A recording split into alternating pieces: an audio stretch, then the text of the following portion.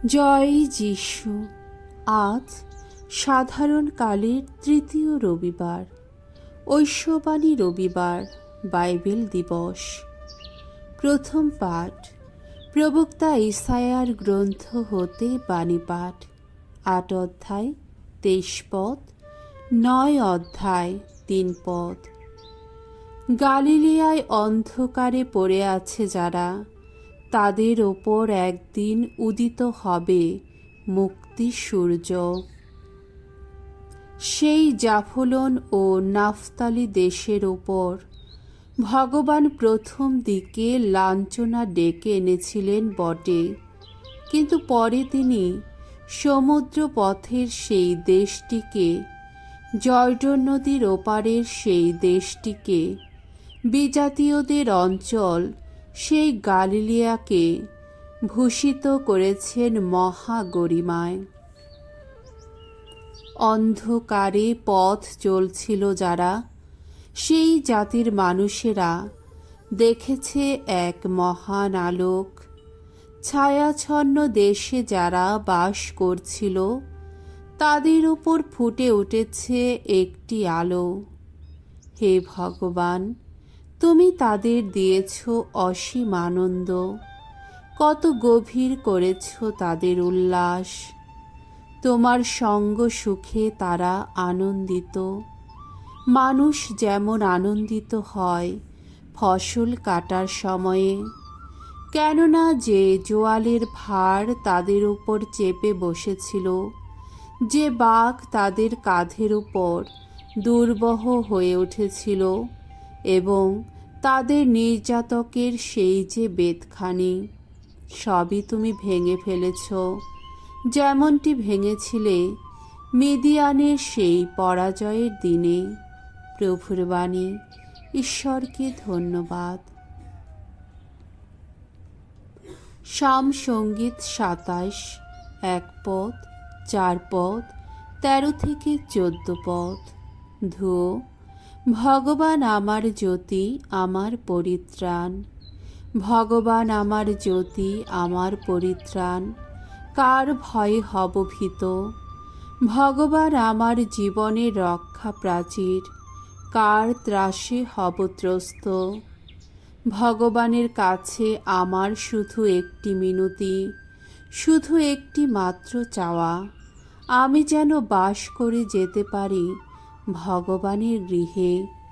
এই জীবনের সমস্ত দিন ধরে যেন ধ্যান করে যেতে পারি ভগবানের দীপ্ত রূপ, তার নিত্য অন্বেষী হয়ে যেন আসতে পারি তার এই মন্দিরে।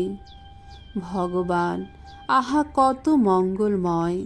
জানি জানি, তা তো এই জীবিতদের দেশে দেখতেই পাবো আমি।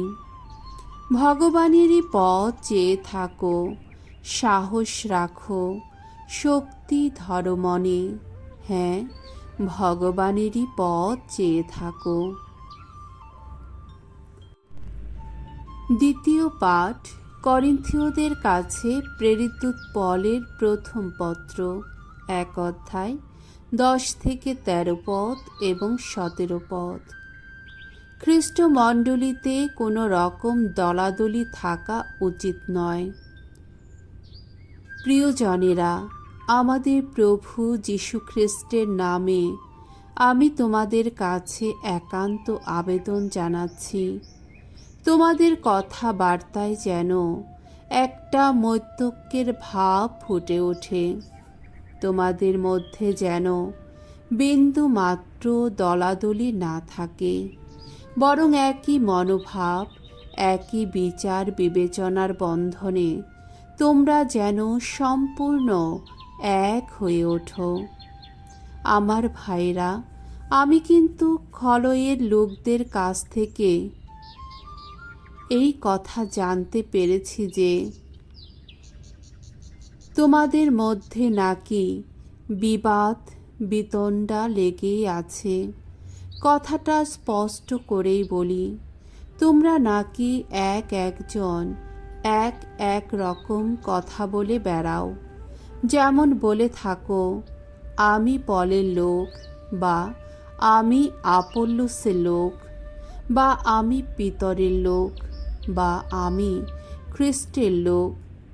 খ্রিস্ট কি তাহলে বিভক্ত হয়েছেন নাকি? বলো, পল কি তোমাদের জন্যে তাহলে ক্রুশে দেওয়া হয়েছিল? তোমরা কি পলেরই নামে দীক্ষাস্নাত হয়েছিলে নাকি? আসলে খ্রিস্ট যে কাজ করতে আমাদের পাঠিয়েছেন তা তো মানুষকে দীক্ষাস্নাত করা নয়,